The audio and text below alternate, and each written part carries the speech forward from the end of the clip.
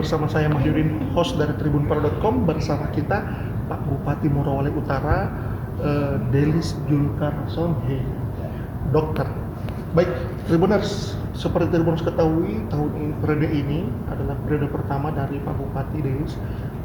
Beliau berpasangan dengan Haji Jira di pemilu 2020. 2024, apakah beliau mau maju lagi? Langsung saja kita tanyakan sama yang bersangkutan. Baik, selamat siang Pak Bupati.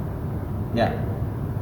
Apakah ada apa langkah selanjutnya di pemilu 2024? Ya, kalau saat ini saya masih fokus untuk menyelesaikan visi misi, program-program dan janji-janji kampanye saya dalam periode ini, sehingga saya belum terlalu fokus untuk 2024. Hari ini saya fokus menyelesaikan apa yang telah saya janjikan, program-program prioritas saya kepada masyarakat Morowali Utara.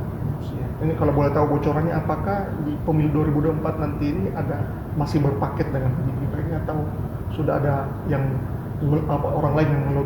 Ya, insya Allah tetap, kalau tetap maju insya Allah tetap. Siap. Pak Bupati, ini tentu saja tadi ada disebut program-program kerja. Apa yang menjadi fokus atau yang mau diselesaikan periode ini dan mau dilanjutkan periode kedua? Ya, saya berusaha menyelesaikan 100%.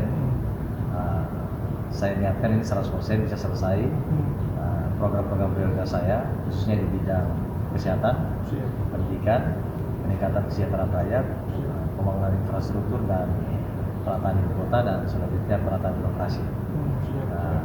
Memang ada, ketika dulu kami berkampanye, ada 14 program prioritas kami yang kami janjikan ke masyarakat, dan syukur sampai baru 1 tahun 6 bulan kurang lebih, 1 tahun 7 bulan ini, kurang lebih dari 14 program itu 10 program telah kami laksanakan.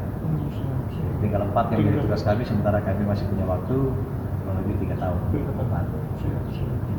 Pak Bupati, ini daerah seperti kita ketahui, daerah Morowali Utara termasuk bagian dari kawasan perkembangan nikel ini.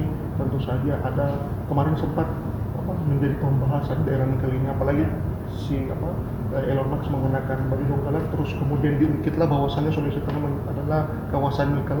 Ini tentu menjadi kebanggaan kita untuk di Morowali Utara sendiri. Apa yang akan ditargetkan ke depan terkait hilirisasi nikel ini?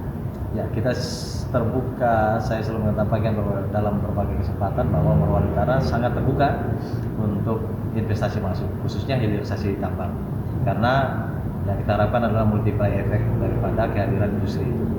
Pertama, untuk kesempatan kerja, lapangan kerja; kedua, untuk pertumbuhan ekonomi, khususnya bagaimana UMKM bisa menjadi supporting bagi industri yang masuk ke Morowali Utara. Tentunya harapan kita bahwa setiap industri atau setiap investasi yang masuk akan ramah terhadap masyarakat, melibatkan masyarakat, dan memberikan kesempatan yang terbaik bagi putra-putri Morowali Utara untuk bekerja di industri yang masuk di Morowali Utara. Tentunya perkembangan industri juga tentu dibarengi dengan energi, Pak Bupati. Ini ada beberapa kendala mungkin sering kita dengar di Morowali Utara, sering terjadi pemadaman. Ini ada yang bisa disampaikan untuk perusahaan maupun masyarakat? Ya, baik. Sebenarnya yang terjadi hari ini bukan pemadaman, tapi karena gangguan dia padam. Karena kalau pemadaman itu kan berarti memang direncanakan, by planning. Direncanakan. Yang terjadi hari ini bahwa Morowali Utara ini sebenarnya sudah kelebihan daya pasokan listrik. Berdasarkan data PLN, kita pada saat beban puncak itu kita kurang lebih 9 megawatt kebutuhan kita. Sementara hari ini supply kita dari 2 PLTM yang beroperasi di Wawapada dan di Tomata, itu kapasitas produksi daya yang mereka hasilkan itu kurang lebih 16 megawatt. Artinya kita sudah kelebihan daya dari target dari beban puncak.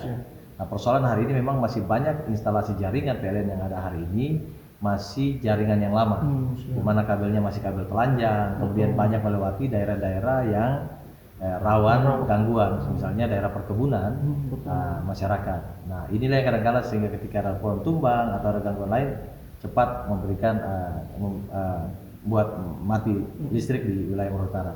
Dan juga bukan hanya gangguan di wilayah Morowali Utara, berdasarkan data dari PLN, ketika gangguan itu terjadi di Pendolo atau di daerah Pancasila, itu juga mengakibatkan mati listrik di daerah ini.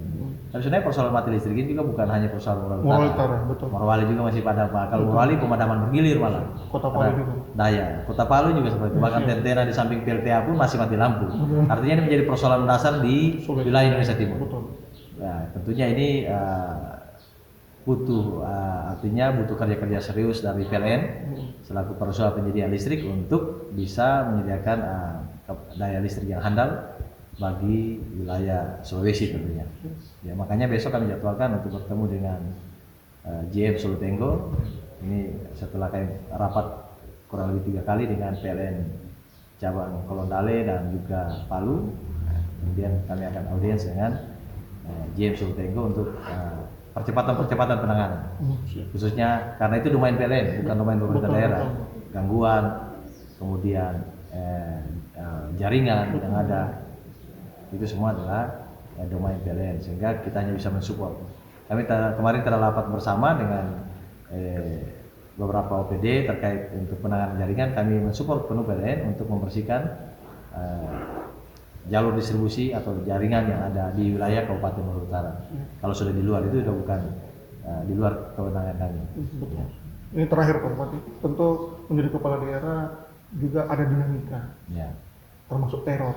Baik itu teror dari pejabat-pejabat negara tinggi, ya, baik yang berseragam maupun tidak, dan tentu masyarakat. Ini ada sedikit cerita atau ada yang mau disampaikan terkait hal ini? Ya, alhamdulillah puji Tuhan sampai hari ini sih kami belum menerima dapatkan teror dari orang-orang. Bagi kami menjabat sebagai bupati, kita sudah harus siap dengan risiko jabatan. Artinya kalau sebagai pemimpin, apapun keputusan yang kita lakukan belum tentu menyenangkan semua orang. Pastinya tidak akan bisa menyenangkan semua orang. Karena itu kita harus mengambil keputusan yang terbaik, yang mana yang terbaik untuk kepentingan masyarakat terbanyak. Kalau saya secara prinsip adalah mana keputusan yang bisa bermanfaat untuk kepentingan orang banyak dibandingkan kepentingan pribadi atau kepentingan kelompok. Maka ketika diharapkan pada pilihan itu antara kepentingan orang banyak atau pribadi dan kelompok, saya akan pasti berpihak pada kepentingan orang banyak. Luar biasa sekali Bupati. Mari kita doakan beliau agar selalu sehat. Nantikan persaingan beliau di 2024 Kabupaten Morowali. Ya. Terima kasih Tribuners. Salam dari kami. Baik, terima kasih.